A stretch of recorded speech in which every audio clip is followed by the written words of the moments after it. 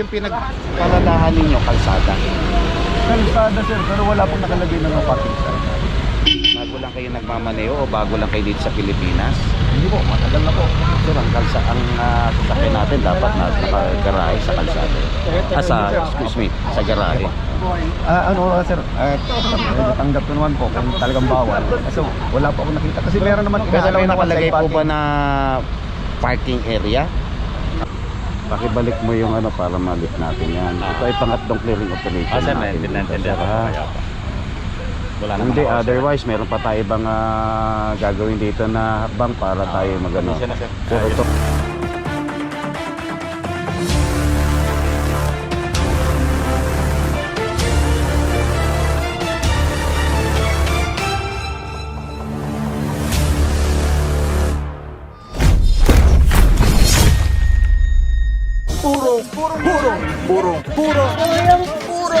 Purong pagmamahal.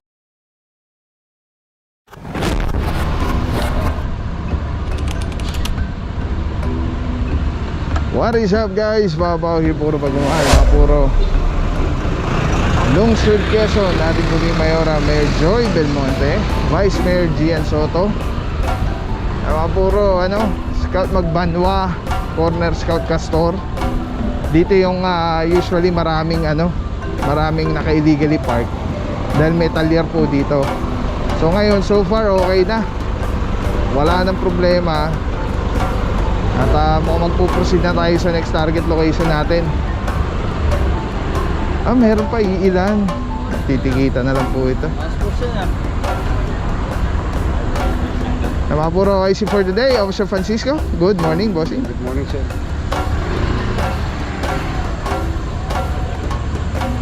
Alright mga puro, galing lang natin doon sa Scout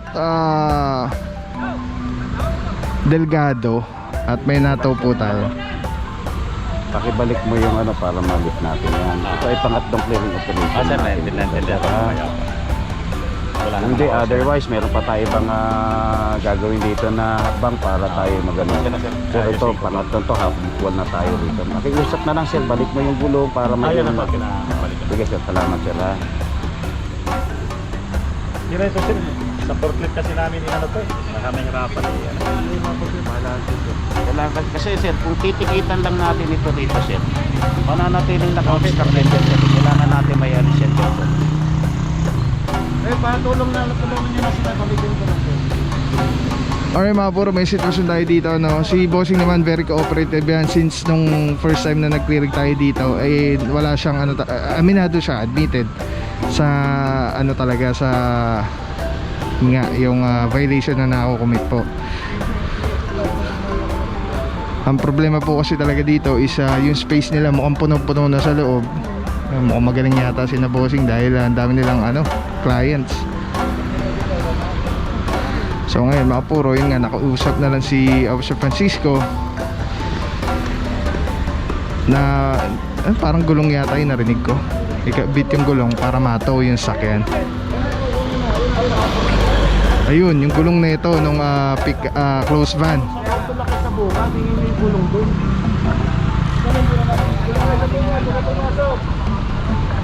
Ay, ito lang yung angatin namin. Or mga puro, ang concern lang naman natin dito, lahat ng lumagpas sa bangketa po. So ito lang po yun. Sedan, Nissan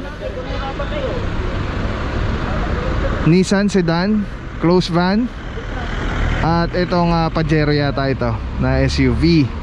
So yan lang po tatlo. And the rest naman po ay nakapasok na dun sa property nila, na sagad na sa space nila.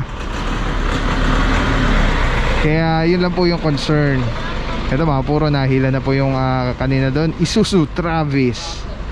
Ay gusto kong magkaroon ng ganyan. Kung mayaman lang tayo, no? Travis pangalan ni Trav eh. Wala yun, natin yun. Ito yung local enforcer. Ano po? Boss, ito po yung yung dilaw, ayun na record ko. Kasi wala pong no parking sign, kaya ako nag-park dito. Doon po sa kabila. Meron po, kaya hindi ako nagpa-park doon. Doon kayo nang galing. Dito po sir, sa side check ko. Meron po akong kasama doon sir. Yes, sir. Tinuro nila ako dito. Yes po. Kasi po, Sino po yung nagturo sa akin? yung MMDA po. Kasi ang kausapin ko daw yung local enforcer. Kasi sir, ako, Yung pinagparadahan ninyo, kalsada. kalsada sir, pero wala pong nakalagay na no parking sign. Bago lang kayo nagmamaneho o bago lang kayo dito sa Pilipinas? Hindi po, matagal na po. Sir, ang sasakyan natin dapat na nakagarahe sa kalsada. Excuse me, sa garahe. Ano sir, tanggap ko naman po kung talagang bawal. Kasi wala po ako nakita. Kasi meron naman Pero may na nakalagay po parking. ba na parking area? Wala naman po, wala po. Ganun din po. Basta po ang batas natin, sir, ang sasakyan natin dapat nasa... Wala na po bang consideration sir na Natunay yan, sir, eh. Sa nakikita ko, sir, may reference number na yan, sir. Kailangan na natin tubusin sa impounding area. sasama na lang po. Alright, yeah mga puro, grabe, klarong-klaro, di ba? Ay mga puro, ano, tulad yung sinasabi ni Bossing, wala naman daw siya nakitang no parking sign. Ngayon, ganun din po, wala naman din po nakalagay dyan na pwede mag-park. So as a driver's license holder, dapat alam natin yung mga pwedeng parkingan at hindi pwedeng parkingan. At nakasaad naman po yan dun sa, sa exam, sa mga rules and regulation ng pagkuha natin ng driver's license. So ito nga mga puro, sorry hindi ko po pinagtatawanan si Bossing, natatawa lang ako sa idea na ang bait kasi ni Boss lumapit siya kay Officer Francisco, ang bait din niya. Nakiusap lang naman. Kaya lang, ang problema po kasi hindi na po natin siya mako-consider gawa na may reference number na po siya. And actually, nakaangat na po siya, nakatow na talaga siya. So ina-expect na po yan sa Tumana Marikina. Kaya hindi na po talaga natin yan mabibigyan ng konsiderasyon na matikita na lang. Alright, so yun na nga mga puro, no? Alam ko naman na alam nyo na yan. Sa dami ng na-ooperate natin, natutuw natin. Kasi ito nilagyan na ng gulong. Itutow na po ito. Ito. Kasi po hindi po nila matatanggal dahil sira yata yung sasakyan. So kailangan po ito. Pero kung matatanggal po yan, I think pwede natin po yan tikita na lang. Katulad nga nung sabi ni Officer Francisco kanina, dahil nakikiusap naman yung may-ari na yung may-ari dito, in all fairness, mabait po talaga. Kahit nung una pa lang ano lang siya, yung hindi siya nagre-resist, admitted siya na may violation and wala siyang resistance. Wala naman pong masamang makiusap. So okay lang po yun. Mga puro, again, saludo mga kasama natin, TTMDT kasi pagaling, OIC for today, Officer Francisco. Shoutout sa ating mga team leaders, Officer Cortez, Baguio, and Maliari. Kasama rin nandito sina Officer Hermentera, Delarama, Estarea. Together with MMDA Seated 1. Yan ang team leader nandyan, si Officer Guillomas, kasama si Officer Palad, Santiago, sino pa ba? Galiga ba yun? Ayan. Alright, so yan mga puro, ang tabay lang po. At hihilahin na po ito. Let's go guys.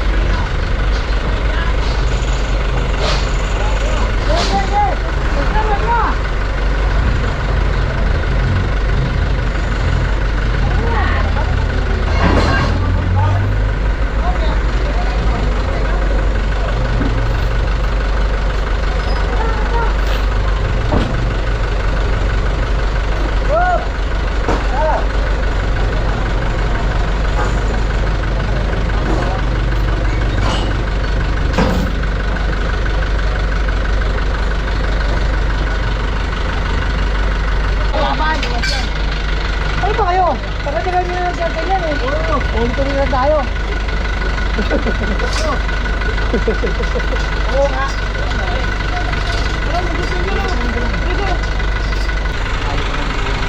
Oo na.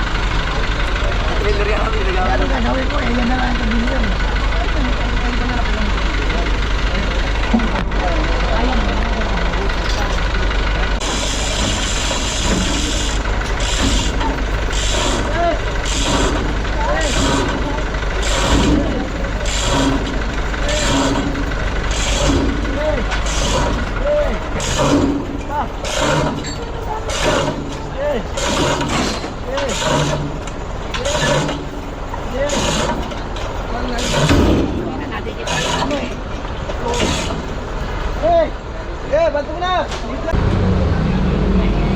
Alright mga puro, towed na po yung close van. Nag-cooperate na lang si Bossing. Nagdadrive po niyan yung towing personnel.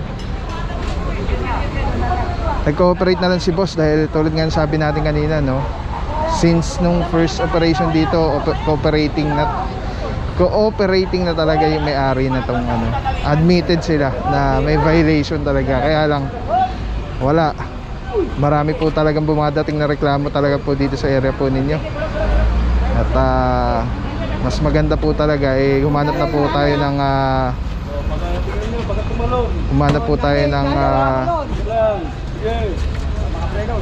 pwesto na kung saan pwede kayo mag-park talaga. Todo! Ito, tutok nyo na dito, oh. Huwag na tulungan kita man yung bilog. Huwag mo nang iabas sa gilid. Kasi sila, kailan din po dito, maabala at mapapagastos pa ulit-ulit. Standby! Kanina mga puro wala tong gulong. So yun nga, nagka-operate si Bossing. So kinabitan ng gulong. Kasi aangat na lang nila ng tow truck yung harap. Okay naman yung likod ng gulong.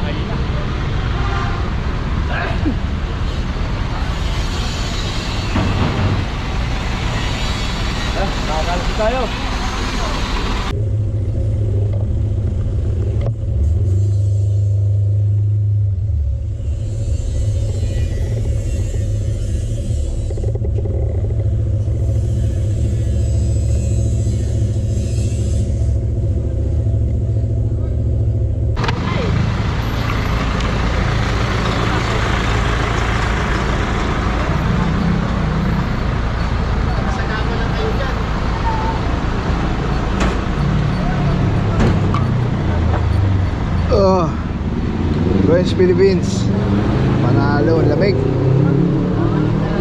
Alam ko na. Shoutout lang Telesim Philippines. Grabe, sobrang solid nito mga puro. Ito lagi natin kasama sa mga operations, sa mga vlogs natin. Tatanggalin nyo, twist nyo lang yan to the left. Tapos ayun na, pwede mo ng handheld camera na siya. Tapos, ang ganda. Diba? Hindi ka mukhang parang may nakasabi sa'yo na weird. Ganda. Ganda ng kulay. Pogi-pogi pa rin. LC number 1. Let's go. Purong pagmamahal. Maraming salamat sa'yo. Walang papapaw. So thank you so much sa walang sawang support, tiwala. Wala akong masabi kundi thank you so much. Thank you sa Panginoon at ingat kayo palagi. Again, kung wala akong nagpapapaw. So thank you so much. God bless you. Purong pagmamahal. Thank you so much. God bless.